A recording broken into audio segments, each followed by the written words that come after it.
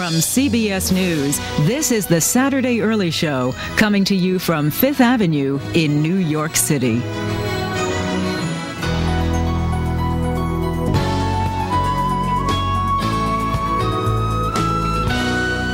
After a lengthy review, the Food and Drug Administration last night lifted a 14-year voluntary ban on silicone gel breast implants. Two California companies, Allergan and Mentor, won approval to sell the implants in spite of the long debate over their safety. Joining us this morning is Dr. Scot Glasberg, a plastic surgeon here in New York, who's testified on the subject before congressional committees and FDA panels. Good morning, Dr. Glasberg. Good morning, Tracy. So why did the FDA lift the ban? Well, science has finally won the day, and my patients are the real winners today. Women now have the opportunity to choose between two medical devices. It's been a long time coming. The science and all the studies have shown now that these are safe and effective devices. When you say they're safe and effective, you mean the science has shown. A lot of women said that these led to disease, that these implants made them sick. Right. As a physician, I empathize with those women, but what the studies have clearly shown that there's absolutely no link between silicone and any disease processes. And the science has allowed women to have the opportunity to choose. And you say they choose silicone over saline. Why is that? What's the difference? Well, if you simply look at the implants and feel them, the look and feel is much more natural. The contour, shape, and texture all more naturally mimic what a woman's breast feels and looks like. The silicone implant does. And you have an example of them here. Right. This is a silicone implant, and this is a saline implant. Even just by touching it, just superficially, you can feel the real difference. That the silicone feels more real. Right. Now, obviously, one of the big concerns here is that they leak.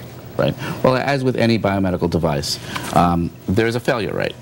But what we've shown through the studies and through the science is that these are safe and effective, and that the rupture rate and the failure rate is very low. And these silicone implants are different than the silicone implants of old? They're less likely to leak, less likely to rupture? Both are true. And we're in another generation, a third generation of implants. The gel in the implants are actually more cohesive, Can you tighter. Show us? Can you cut one of them open? Sure. This is a gel implant.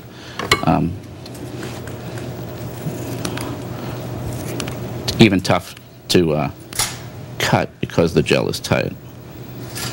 Okay, so when it But you can see that, you could squeeze it, it looks like the gel will come out, but if I let go, it goes back. It goes right back into the shell. So are you... And if I were to leave it here, I'm sorry, leave it here on the table, the gel really doesn't go anywhere. Mm-hmm. As a doctor, the FDA is calling these reasonably safe. Do you feel 100% comfortable putting these in your patients? I would take that even a step further. If a family member of mine wanted a breast implant, I would actually recommend to them getting silicone gel, simply because for certain women it just feels and looks that much more natural.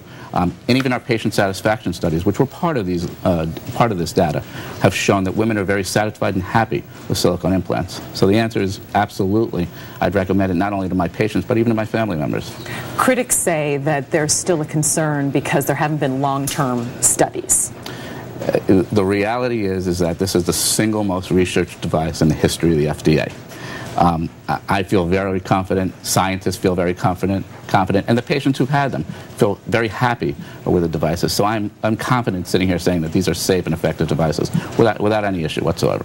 Now, the FDA has said that saline, 18 and up, women 18 and up can have saline, but for silicone, you have to be 22 years old or older. Right. I think, we've typically used 18 as the guideline. The FDA decided on 22 as the number, and we respect them. They went through a very thorough and vigorous process to come up with the data and to come up with these guidelines, and as surgeons will follow it. And they say that's when your breast tissue is fully developed, and that's the reason that they chose an older age for that. Absolutely. I think that, 18, 22, I think this will work well for patients overall. Briefly, do you think that this is going to end what has been a very passionate debate? I think passion is really what it is, and people feel strongly on both sides of the issue. But at the end of the day, science has won the day. So, we may still hear more about some of the debate going on, but the science, you can't argue with the science. You can't fake the science. The science is real data. And what we have here is real data that supports the fact that these are safe and effective devices. Mm-hmm. And I and many are very comfortable with that. All right, Dr. Glasberg, thanks so much. Of course, the companies are obligated to continue to study this over the next few decades to see how this turns out. We're all committed as surgeons and as a society to continuing to study the devices. All right, thanks so much. Thank you very much. And for more health news, you can go to our partner in health coverage, WebMD.com. Now here's Russ. Okay, Tracy.